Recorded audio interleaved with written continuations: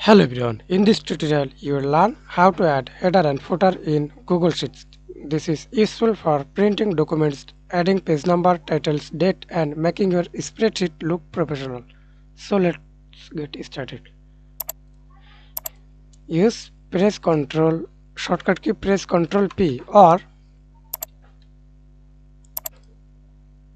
go to File tab, scroll down your mouse, then Print.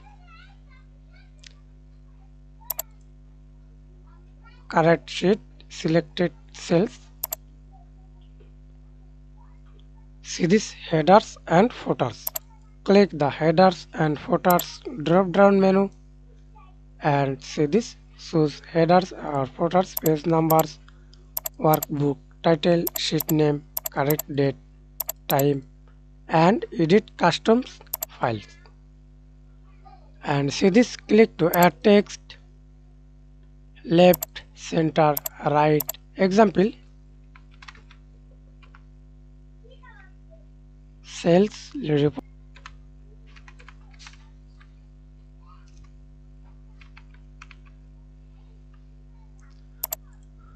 Bottoms, page on, confirm, page on, or next.